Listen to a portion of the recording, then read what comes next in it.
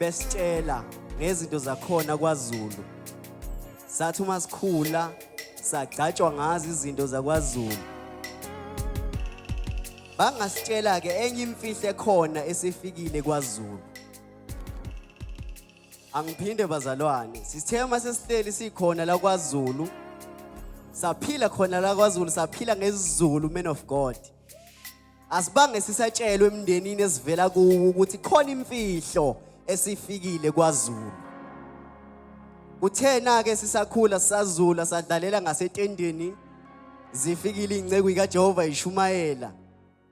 Kwabe ke sibonakala lemfihlo engaveli kwaZulu evele ezulwini yafikela kwaZulu.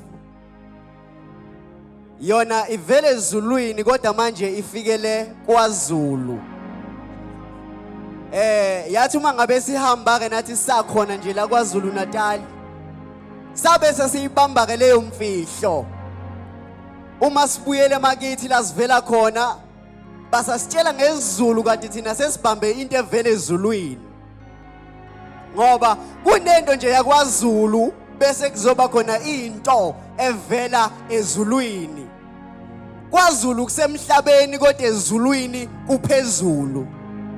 Shuthi la kwaZulu kugcwele izinto ezikhona nje ngokwelevel yakhona ephansi, kodwa lokho kuvela phezulu ikhona okunamandla nokunestandard esihigh sokugcina impilo yomuntu. Amen. Ngamukela uJesu ke bazalwane kusukela ngo-2014 kuze kube namhlanje uJesu ngisahamba naye. Kuthi noma ngilingwa kodwa bese ngiyanqoba ngaye uKristu ongiqinisayo. Singaphezulu kwabanqobi. We are the more than the conquerors. Hayi ngoba sinamandla noma sikwazi ukuyithiba, kodwa ngaye uKristu osiqinisayo. Bakhona abangayizama impilo engcono kodwa ke kubahlula ukunqoba. Ngesizathu sokuthi ke abanaye lo muntu owalingwa ngakho konke waseyanqoba. Okhokho benu badla imane ehlane bafa. Shuthi ngamanye amazwi ikhona into esiyoyizwa nesiyoyitshelwa yona ngokhokho. Kodwa into esitshelwa yona ngokhokho ukuthi bathi uma sebeyidla le mana kodwa bafa. Wase lithi iBhayibheli ke wayese kuvela isinkwa. Isinkwa soqobo, isinkwa esivela phezulu. Ethi uJesu odla lesinkwa engiyakumnika sona kasoza lamba. Hayi ngoba naku sine self control engcono.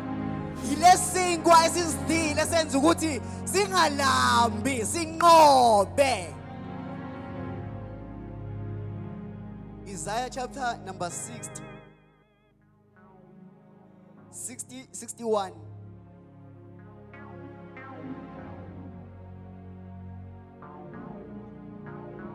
Isaiah chapter number 61. Bese afunde uverse 1.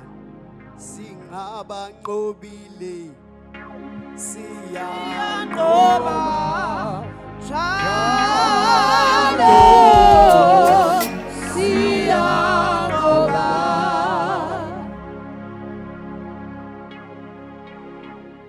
Siyafunda bazalwane eBhayibhelini lethu, incwadi kaIsaiah chapter 61, isihloko ukusindisa kweziboshwa, verse number 1. Umoya wenkosi uJehova uphezu kwami, ngokuba uJehova ungigcobile ukuba ngishumayele izindaba ezinhle kwabathotshisiweyo. Ungithumele ukubopha abanhliziyo ezaphukileyo, nokumemezela ukukhululwa kwabathunjwa, nokuvulelwa kweziboshwa itilongo. Babongcwele, silalela izwi lakho uNkulunkulu wethu ongcwele, singabantu. uNkulunkulu wethu onamandla onke, ngalo wadala amazulu, ngalo wadala umhlaba. Lilungele ukuba umuntu kaNkulunkulu apheleliswe ekulungeni konke. Siyakuhlonipha ke uNkulunkulu wethu ongcwele, inhliziyo zethu ziwumhlabathi olindele izwi lakho. Khuluma ke ngokuthanda kwakho, khuluma ngokufisa kwakho, Singobani thina esingayokwesaba uNkulunkulu phambi kwakho elithi izwi lakho ubuso bakho babalekelwa amazulu nomhlaba yangafumaniseka indawo namhlanje siyayithoba phambi kwezwi lakho uNkulunkulu wethu ongcwele thinta inhliziyo zethu lidunyiswe igama lakho ngoJesu Kristu Inkosi. Amen. Amen. La esifunda khona bangcwele uIsaya lo umprofeti owabizwa noma wathunywa ngokwentando kaNkulunkulu. Uma uNkulunkulu esebuza ukuthi ngiyothuma bani, kwavela ke uIsaya wathi Inkosi thuma mina ukuba aprofethe bazalwane kubantu bonke abaphilayo. Chapter number 60 uzwakala uIsaya akaprofethi kubantu abasejele, kodwa uprofetha kubantu nje abaphilayo emhlabeni. Uzwakala uthi bheka umoya wenkosi noma umoya kaJehova phezulu kwami ungigcobile ukuba ngikhulume indaba ezinhle, bese ethi nokubopha inhliziyo ezaphukileyo, bese ethi nokumemezela ukukhululwa kubathunjwa. uIsaya ubeprofetha kubo bonke abantu abaphilayo ababekhona nababehlakaniphile mfowethu. Kodwa uIsaya khona indaba kayivezayo la uthi bakhona khona abaphilayo abangaphandle abahambayo esitaladini, kodwa manje into eyinkinga uma ngibabona ngehlo likamoya ngibona bengabathunjwa.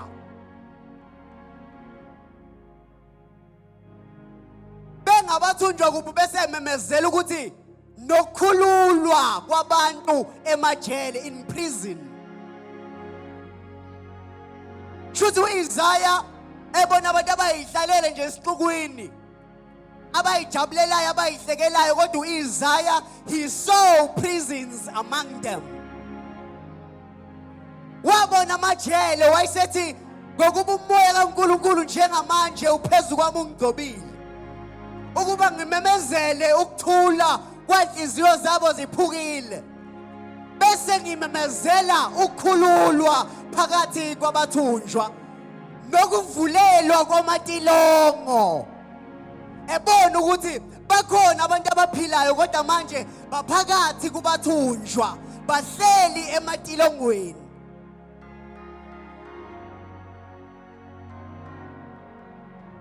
Umuntu osetilongweni umuntu olimited, umuntu esingathi mangabe siyayibeka umuntu oyisigqila, ngoba one akadli ukudla akaku-enjoyayo, udla lokudla akakuphakelwa khona ngaleso sikhathi. Omunye uthi mangabe efika ejele umxolisi umncike yenkosi uyaqala ukudla kwasejele akunyanye bese yakujwayela bese yaku-enjoya, engaboni ukuthi u-enjoya nje ngoba usehlala isikhathi eside ejele. Ethi sahleli mfoka kunene ejele bese enikwa impahla, kuthiwa wena usiboshwa awuthathe nazi impahla ugqoke. Aqala enjoy impahla, kanti lezi impahla kayi-enjoyayo akusizi impahla zangaphandle, impahla zasejele.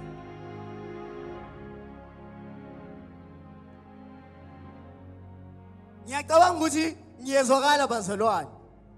Aqala athola abangani ngaphakathi ejele mfoka kunene, ahlale nabo labangani bakhe eze bathande engakwazi ukuhlukana nabo.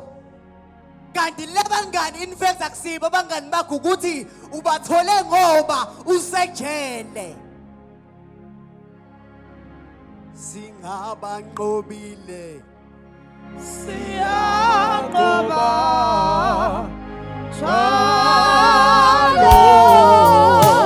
siyanqoba. umehleli lo muntu enjoy the taste, enjoy the moment ase-prison. Kungesikho ukuthi lezinto ukudla wayekudesire, wayethi naye sakubuka lokudla ekubukela kude ethi kumbi. Kodwa ngokuhlala kwakhe ejele isikhathi eside, wagcina waze waku-enjoya lokudla. Kunezinto mntakababa esasithi uma sikhula, sasithi zimbi, ziyanyanyisa, ziyisono. Ezinye zazo sayalwa ngazo. Satshela ububi bazo kodwa manje siyazidla noma singasayithandi. Singasidlisa ukuthi siyayithanda kodwa siyidlisa ukuthi sisejele.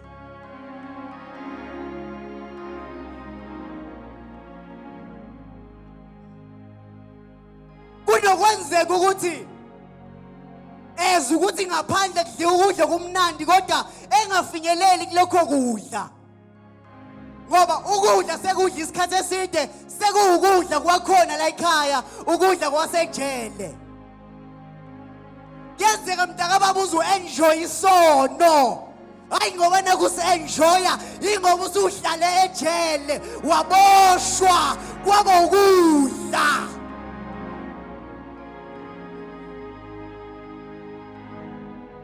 Owenza isono lithi iBhayibheli uyisigqila sesono.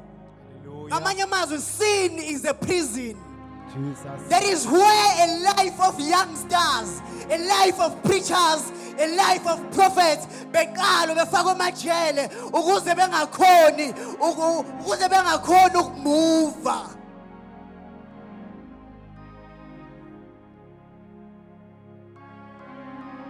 uHerodi lithi iBhayibheli wazingela bethile bebandla. Lithi iBhayibheli uma izingela bethile bebandla, Hallelujah. wabamba uPetru noJames noJohane, wangababulala bazalwane wabafaka etilongweni. Jesus. Ngoba usathane bazalwane, uma ngabe umzalwane noma ngabe ngokuyinceku, hayi ukuthi uyakubulala, kodwa into akayenzayo ukufaka etilongweni. Mighty God. Uma kwenzeka uhlala ungena ejele lesono, yila usathane akakuvalele khona, othi noma ufuna ukuphuma ungakwazi ukuphuma khona. Ngisho noma ngabe usindisiwe, umpostoli, umuntu uyazama uyakunyakaza, kusho ukuthi usetilongweni. Hallelujah. Jesus.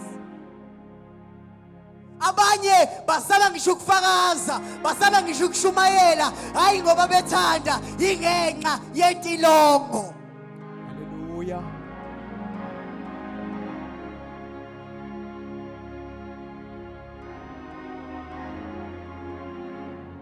uIsaya uyaprofetha.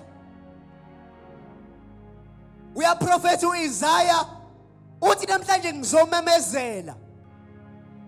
Yebo khona ningabazalwane niyashumayela. Yebo khona nicula kahle, yebo khona niyaqhweqhwa. Kodwa uIsaya uma ngabe eyibona lento uthi amangi ngibona abanye benu ngizomemezela ukukhululwa kwabasematilongweni. Jesus. Thank you, Jesus. Abanye they have many gifts but ama gift abo asebenza phakathi kwetilongo.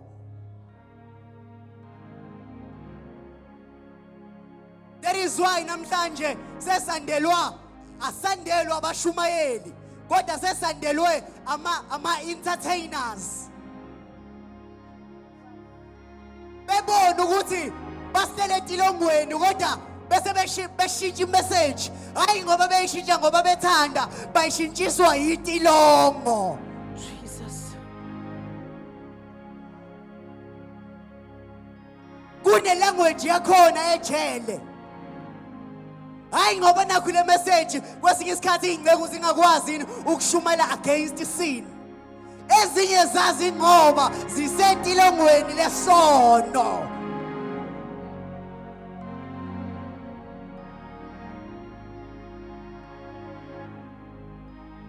Beqala abanye benikwa impahla zasejele bethi hayibo phela ukwazi ukuthi ungangena noformal ejele.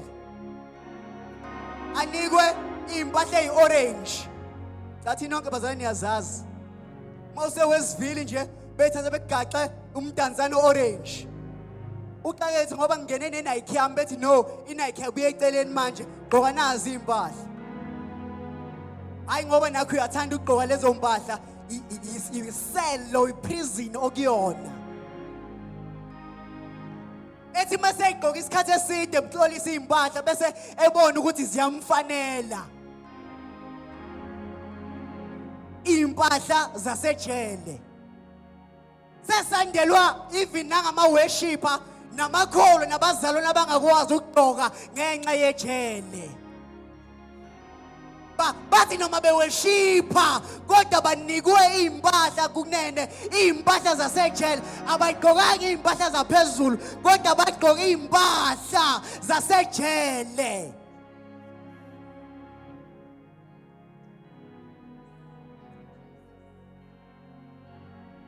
Sandelo abazalwane abafuna ukuhloba ngama cleavage.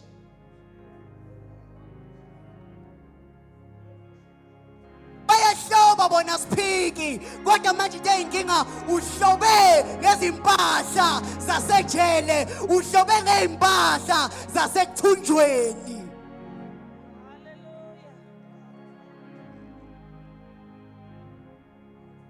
Kodwa namhlanje uthi uIsaya bheka umoya kaJehova uphezulu kwami.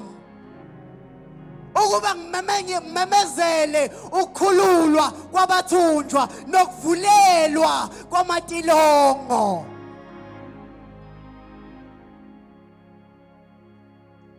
Here is one thing. One thing I know, Everywhere I go, Jesus Christ has never failed me. unto this far. uJesu wake wahlangana nendoda eyayihlala emathuneni. Lithi iBhayibheli lendoda yayiyikwebha ngamatshe ubusuku nemini imxolisi. Lithi iBhayibheli yayikhala. Kodwa manje noma ikhala nje iyaqhubeka ikwebha ngamatshe. Ngoba le ndoda lithi iBhayibheli yayingenwe umoya. Lithi iBhayibheli yayihlala emathuneni, lithi iBhayibheli yayimemeza ikhala, iyikwebha ngamatshe kodwa iyakhala. Shuthi ngamanye amazwi le ndoda yayingakwazi ukwenza into eyithandayo yona. Yayizenzisa into ezothuma ngabe ibonwa abantu besiyakhala. Njengoba kunempilo mntaka baba othi uma ngabe uyenza uma ingabonwa abantu bese uyakhala. Le ndoda yayingakhalisa ukuthi iyathanda, yayikhalisa ukuthi isekuthunjweni. Uma indodana yomuntu inikhulula,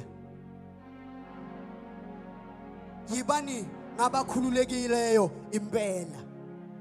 Ngoba whenever umuntu engekho kuJesu, loyo muntu setilongweni. Sesandelwa ke kulesi sikhathi sama 2000. Sandelwa abashumayeli, sandelwa abaprofeti nama young ministers asekuthunjweni ahlabelela ihubo lakwelinye izwe.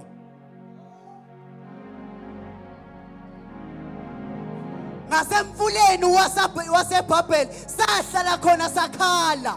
Sathi singahlabelela kanjani ihubo likaJehova kwelinye izwe na? Sasingahlabelela kanjani ihubo ngoba bakhona bona bayahuba but iproblem bakwelinye izwe.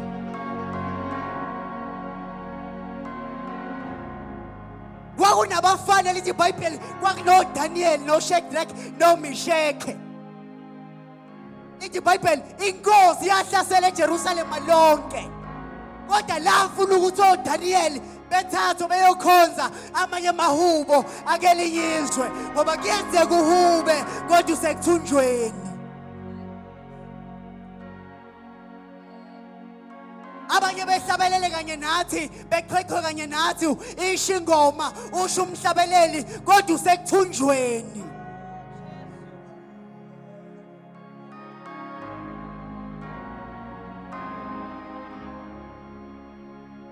There is one thing. One thing I know, everywhere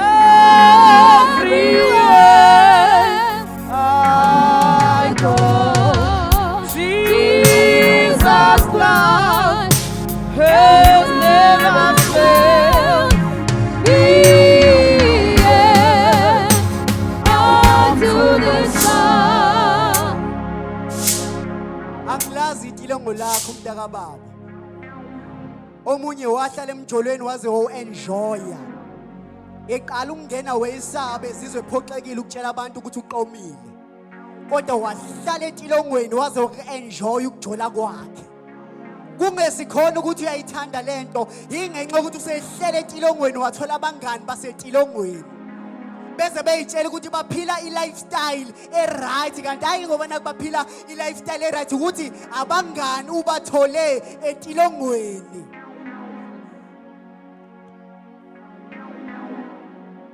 Everywhere I go, Jesus' love has never failed me yet. Unto this far. angilazi itilongo lakho. Itilongo lakho mntaka baba laziwa uwe. Abanye basuka from one prison beye to another prison. Abanye basuka from one hospital to another ngenxa yecondition abakuyona. Kuthiwa hayi mfethu ngesakwazi ukukuhlalisa eDington ngqala uvela ubheke eICU. Hayi ngoba naku uthanda ukufakwe eICU inkinga icondition okuyona. Abanye bemove from ijele lisemzinto besuke beyongena eWestville ngenxa yokuthi ukuganga kwabo noma ubugcila babo sekuphezulu kakhulu.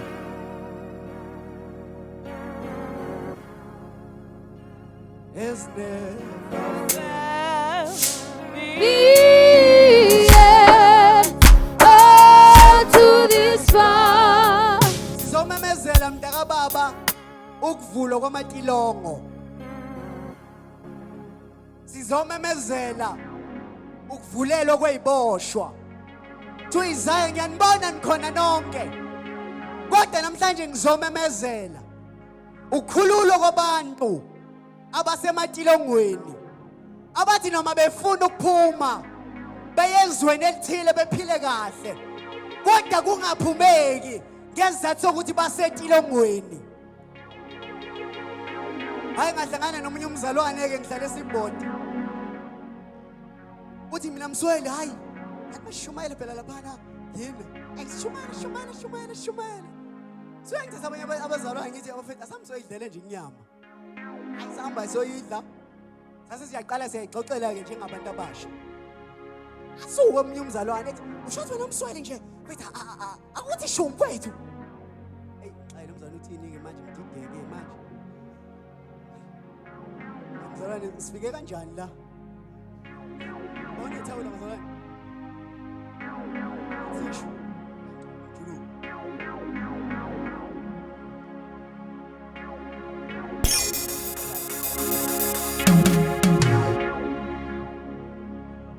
So athi mina Msweli ngiyakuzwa khona shumaye res kodwa mina kunezinto engingasoze ngayiyeka. Losisi lo usizi. Ithi mina yize ngishumela ngaze ngajuluka. Uthi hayi kunezinto nje mina engingasoze ngikuyekile utshwala, ngakuyeka ukubhema, ngayeka yonke into kodwa kunento engayisoze ngayiyeka. Hey ayibaleke leyo nto bazalwane. Athazeke kodwa wayesho yena ke inkosi yasembhedeni. Ithi mina hawu wena mzalwane indaba uthi kukho konke wena wakhetha le kungayiyeki. Uthi inkinga sengayenza kakhulu ngaze ngayi-enjoya. Engaboni ukuthi u-enjoy ukudla kwasejele. Noma singamtshela ngenye impilo enhle uNkulunkulu ayembekele yona angeke sayi-understand akayiqondi ngenxa yokuthi usejwayele ukudla kwasejele. Owenza isono uyisigqila sesono. Owenza isono uyisigqila sesono. kodwa uma indodana yomuntu inikhulula.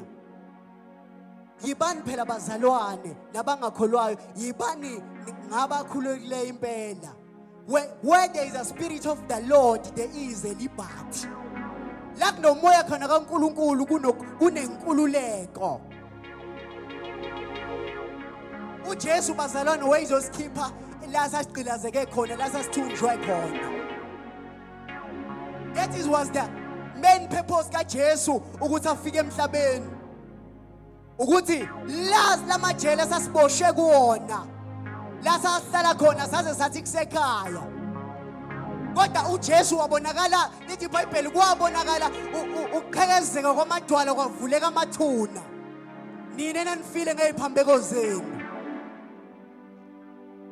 Niphilisiwe. Besizomemezela lokho mntaka baba ukuthi sin is not a prison or a place to stay. This is not your home.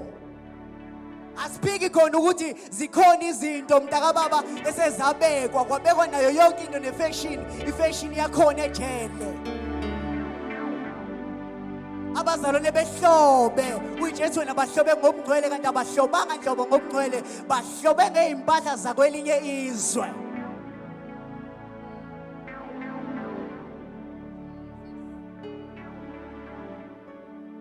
Besizomemezela mntaka baba. I do not know your private life. Maybe public you are a man of God. Maybe public you are a worshipper. Maybe public you are an usher. God, in your private life we see khona la uboshwe khona. Wena namhlanje sizomemezela ukukhululwa. Sizomemezela inkulule. Lithi iBhayibheli noPetru, noJohn, lithi iBhayibheli oPaula noSila.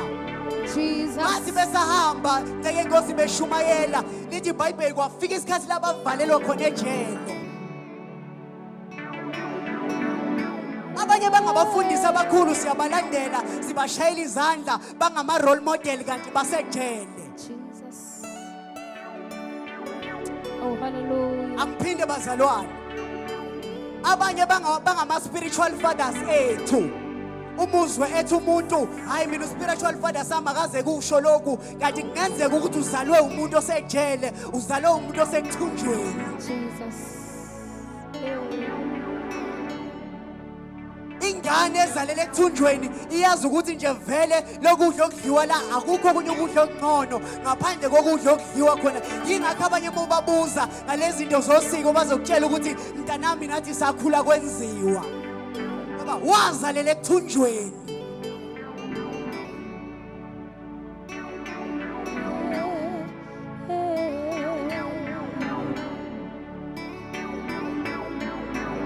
Ukuthi into bazalwane ukhule ngayo, ukuthi into ukhule yenziwa, akusho ukuthi leyo nto right noma ilungile. Ukuthi wafundiswa abazali mntaka baba ukuthi uthi spiritual father sakho uyaveza ucleavage, akwenye ngikutshela ukuthi uzalwe umuntu osekuthunjweni.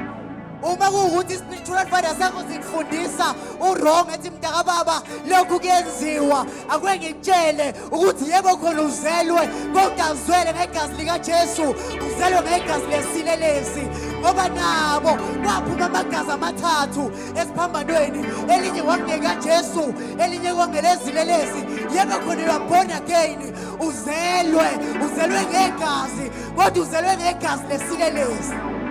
Oh, Jesus.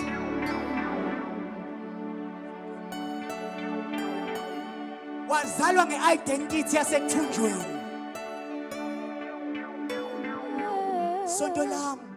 Sonto lami mina liyakuvuma lokhu. This is not about a church. This is about liberty from Christ. Kumayelana nenkululeko evela kuKristu.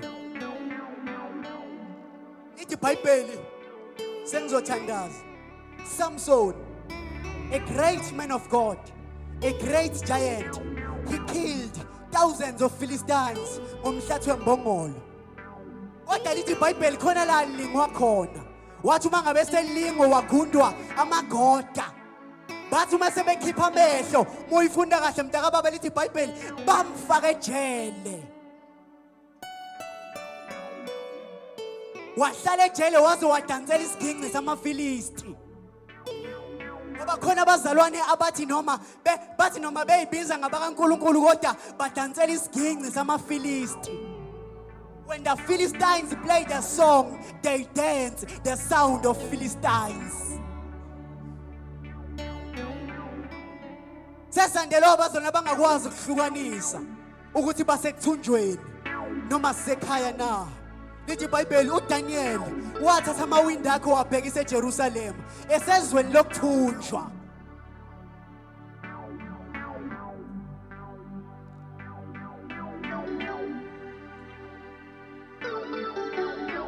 Sesiyathandaza mntaka baba. Angifuni ukumemezela isikhathi eside. Kodwa uyalazi na ujele lakho. La uthi uyahlambuluka khona kuphumeki khona. Uthi uyazama uzenza kangcono. Uyeke 3 days 4 days ubuyele phansi ku square 1 ngoba usejele. Ngeke uphume up until you find Christ. uJesu akhulule entilongweni. Lithi iBhayibheli Nicodemus wanyonyoba. Ephethe amabandla, ephethe iBhayibheli. Kodwa lithi iBhayibheli wanyonyoba. Wathi Jesu, ngingenze njani ukuba ngibone umbuso? Wathi uJesu uma ungazalwa kabusha.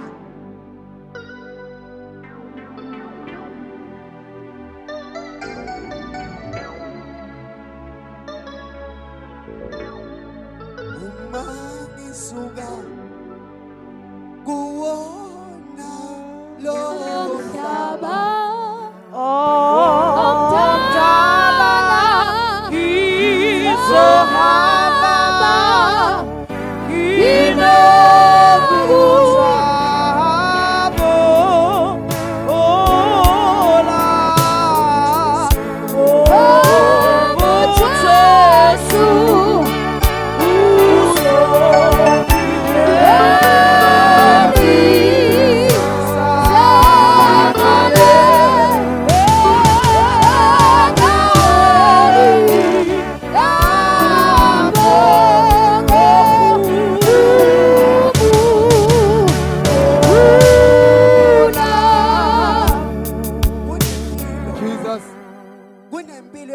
lokuthunjwa.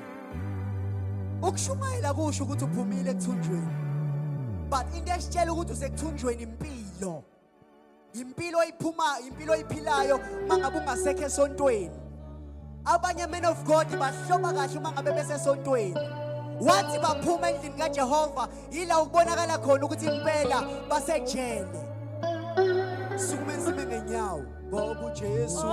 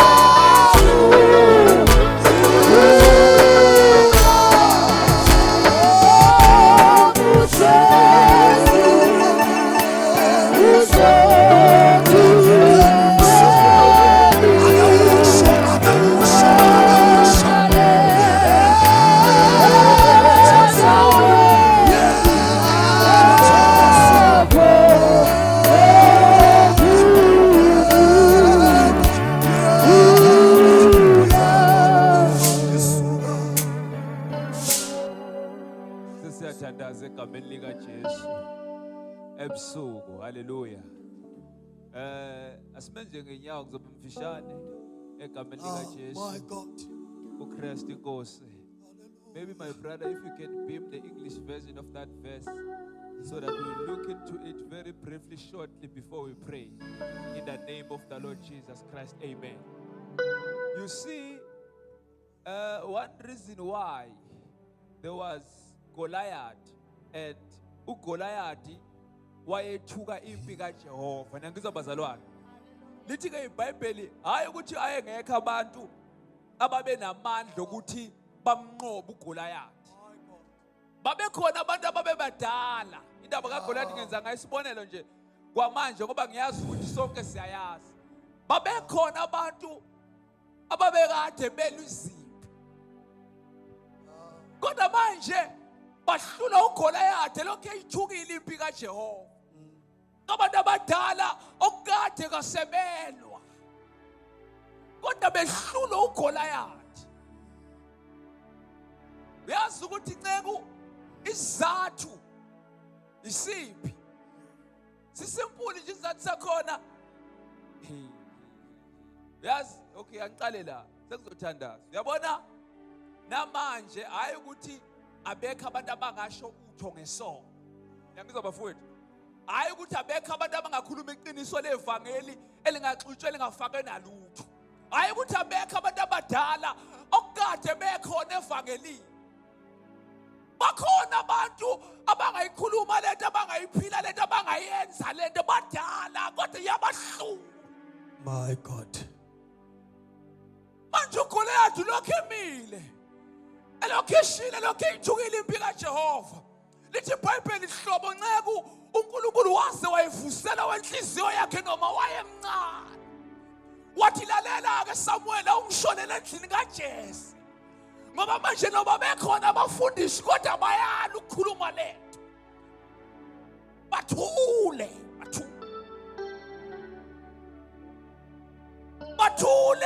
Umuntu agqoke ngendlela ayithandayo esontweni bathule.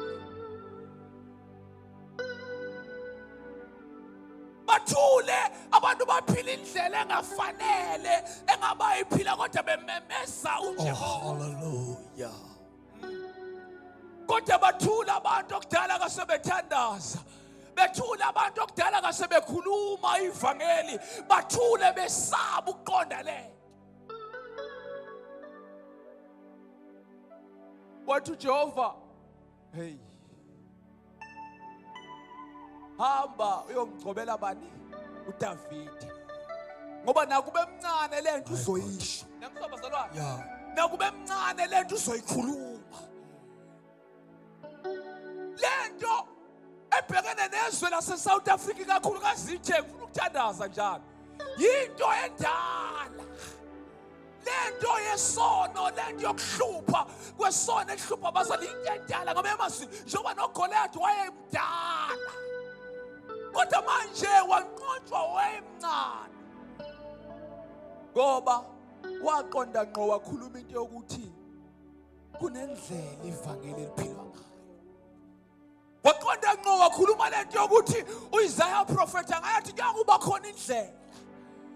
Athi kuyothiwa le indlela yobungcwele. Athi mayiqhubeka athi noma kuthiwa beziwula abahamba ngayo Yeah. namhlanje abantu abaphila impilo eqondile. Yeah. Namhlanje abantu abaphila impilo yokholo abayiphatha ngendlela efanelekile. Kuthiwa baziwula. Kodwa uthi uyizama iprofeta athi noma ngakuthiwa baziwula kodwa bayokuduka ku.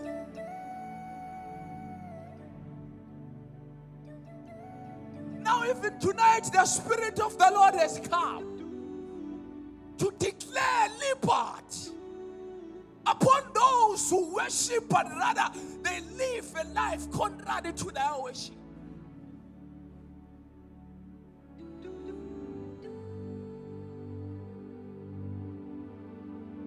The Spirit of the Lord. Now I'm about to pray in the name of the Lord Jesus Christ. What God, number one, is looking for We will pray with those people very brief. Number one, what God is looking for, He's looking for those, David, who will seek no man's approval.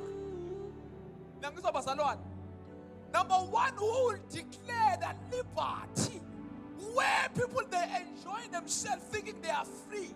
And then Isaiah will come and say, no. I see in the spiritual realms that though you pretend to be free, but you are not. Those who will face the Goliath of these days, where many well-known preachers are silent about, they will have a say. That's number one. Number two, I want us to pray with everyone who feels and who knows that he is in jail of some sort. You see, we are not here to play games, my brother. Yeah, but us being here is us being sent by God, so that we may know the truth of God. You see, when you cannot move from one point to another, yeah, that is one of the signs sometimes that no, there's some prison you are in because you cannot move. There are many things you try to do, but there's no success. I want to pray, but now I feel like speaking a lot. But because of time, I will pray like this. Number two, you see, when Peter was in jail, the Bible tells us very clearly. It tells us that the angel of the Lord descended. When the angel, what is an angel? It's a messenger from God. The man of God was in prison.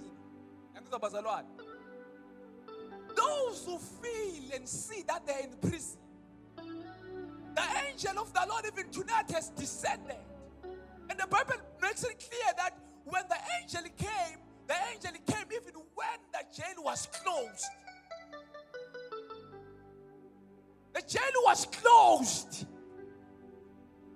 But the angel of the Lord descended and came in. The Bible wamthinta uhlangothi amakete angahlala phansi. Namhlanje ebusuku leyo nto sizoyimemezela sesivala. Ukuthi nasebusuku khona umoya kaNkulunkulu. Nasebusuku zikhona ingeno zasezulwini. My God. Engathinta uhlangothi lakho amakete angahlale phansi. Engathinta wena zonke izithuthu zomnyama zihlale phansi. Yonke into yemnyama izolathuswa kweni. Kodwa manje ikhona yasezulwini ezokuthinta. Oh, hallelujah. My God. Those who says, Lord, touch me. Because the Bible is very clear that the angel touched Peter. Hallelujah. Hallelujah. Those who said, Lord Jesus, touch me. Hallelujah. Let us pray with them. Let them come forward if there are any who says, Lord Jesus, touch me. Lord Jesus, touch me. Trust me, my brother, my sister, when I tell you this thing, that when the hand of the Lord touches you, no matter how many chains you have, no matter how many years they've been there, but the hand of the Lord is an immediate deliverer. Oh, hallelujah, Jesus. Touch us, Lord. If there's anyone, if there's none who knows, in the name of the Lord, quietly, so if there's anyone who says, Lord, touch me, Lord, touch me, going once, Lord, touch me, touch me, Lord. There's none. Let us all raise our hands and as we pray in the name of the Lord Jesus Christ. My God. Lord, touch me. Lord, touch me. Lord, touch me. Let us pray, all of us, in the name of the Lord Jesus. Oh, my Everyone, let us pray in Jesus' name. Oh, hallelujah. Lord, touch me. Austhinte Lord, touch me in the name of the Lord Jesus. Austhinte Jehova. Lord, touch me. Father, even tonight we pray in the name of the Lord Jesus uNkulunkulu Christ. sicela ukuzwa lakhe. Your angel, Lord God Almighty, uNkulunkulu sicela ukuzwa Peter in wena. jail. Elamanda Asimathi nokunye kaposiala. uNkulunkulu sathi Uripa wena Jehova. kaposiana lelelelele mokoshanda. Unda Bayethe, kaposiana lelelele mokoshanda. bayethe. Egameni lika Jesu siyatandaza. Lord, touch me. Siyasesabela. Lord, touch me.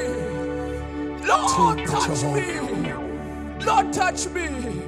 May Lord bless those who come forward. My Egameni God. lika Jesu. Lord, touch me. Lord, touch Oh, me. hallelujah. Lord, touch me. Oh, hallelujah. Lord, touch me. Oh, hallelujah. Jesus. Ripa kamosianda. Bayathe Nkosi yasesabela. Bayathe Nkosi yenkazimulo. Siyabonga wena mvusi wabufileyo. Siyabonga wena Nkulunkulu olalela bese uyaphendula. Nkulunkulu anamandla wonke ukhulume kahle kusihlwa. Ukhulume kahle ngenceku yakho. Egama likaJesu Kristu wasezulwini. Nelithi iBhayibheli uhlaliseka ngezulwini. Ngokulunguza kwakho ubheke emhlabeni. Uthe Nkulunkulu mawubheka umhlaba wangabhekeki ngenxa yamahlazo agcwele kulo mhlaba. Nkulunkulu siyabonga ukwazi ukuthi awugcinanga nje amabuka kuphela kodwa uthi mawubheka wabasubona sidingo sokwehla. Baba siyabonga ukuthi ekwehleni kwakho awehlanga nje waphelela lapho kodwa Nkulunkulu wente lokungetuli. Wente lokungetuli Jehova lokwehlula abantu wakwenza wena kwabalula. Bathi abaseRoma chapter number 6 awusendelanga umusa kubahlala esonweni kodwa usendela lo musa kuba sibe namandla okumelana nesono. Baba siyabonga egameni laJesu ukuthi ngawe sesinendlela.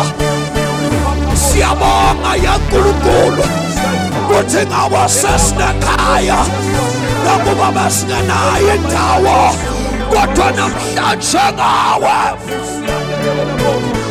Sepateya ilama asuya Seprakato sanaya ilama kosta.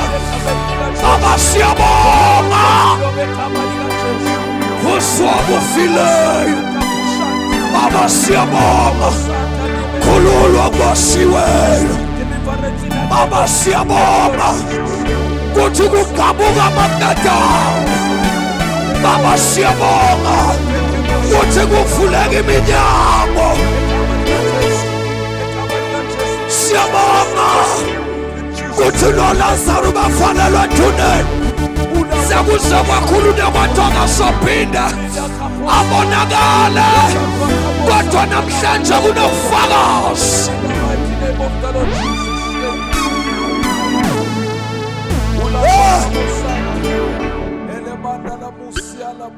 Siyabonga uNkulunkulu wethu. Siyabonga uNkulunkulu onamandla wonke. Thigoshatha ubumnyama thiyaphuka njenganyalo.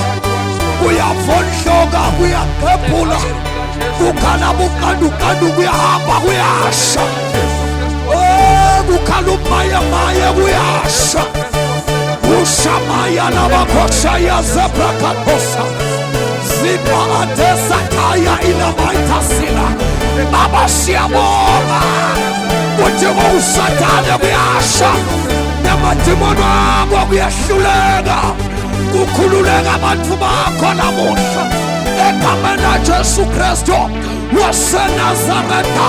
Siyabonga kuyasha.